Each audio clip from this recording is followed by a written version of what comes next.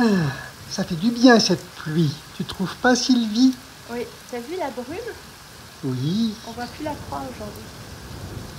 Ma très chère Laetitia, avec Sylvie, depuis que nous habitons la Garde Freinet, après chaque orage, nous nous rendons sur la plage de Pamplonne pour profiter de l'air de la mer. Mais sur les conseils de Raymond Viala, nous attendons toujours un jour ou deux avant d'aller nous baigner. Effectivement, on a tendance à vouloir se baigner dès que la pluie s'arrête, mais il faut garder à l'esprit que tout ce qu'on peut voir au quotidien sur l'utilisation des véhicules va générer des pollutions. Les pneus, par exemple, qui vont s'user, vont se retrouver en microparticules. On va avoir les fluides, les huiles. Si on a un véhicule qui fuit, ça peut être le liquide de frein. Donc plus des détergents qu'on va avoir un petit peu de partout. Et on va avoir, aux premières pluies, une mousse blanche qui va se former et qu'on va retrouver dans les caniveaux dans les ruisseaux dans les rivières, voire jusque dans les fleuves. Et tout ça va se jeter, à un moment donné, tout simplement dans la mer. Donc avant de se baigner, on a une fermeture des plages qui a pour vocation de protéger entre guillemets, le public sur un volet sanitaire pour éviter les éventuelles petites maladies de peau ou autre chose.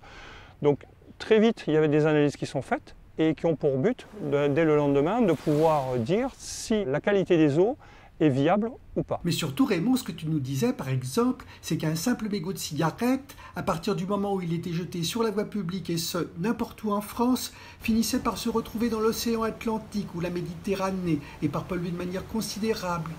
Un mégot, ça pollue jusqu'à 500 litres d'eau, mais plusieurs années à se détruire, à l'état de molécule.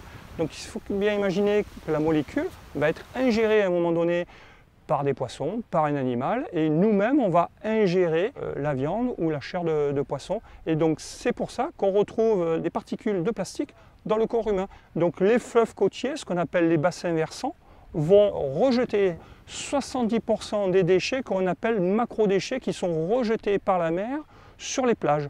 Donc les bateaux polluent à peu près 20-30% et tout le reste est généré par les fleuves côtiers et par l'activité humaine qui se retrouve à terre. Donc en conclusion, Raymond, chaque détritus doit être jeté dans une poubelle. Tout à fait. L'emballage d'un simple bonbon ou le mégot, aussi petit qu'il soit, il faut qu'il finisse dans une poubelle qui permet de le retraiter ou pas, parce que si on a la technique de le retraiter, on le retraite. Et sinon, il finira sur un déchet inerte qui sera ou incinéré ou enterré. Allez, je vais quand même me baigner. Aujourd'hui, j'ai le droit avec Sylvie. Hein? Oui, aujourd'hui, la mer est belle, turquoise, comme d'habitude, et avec un joli soleil. Eh bien, merci Raymond. Au revoir, Marceline.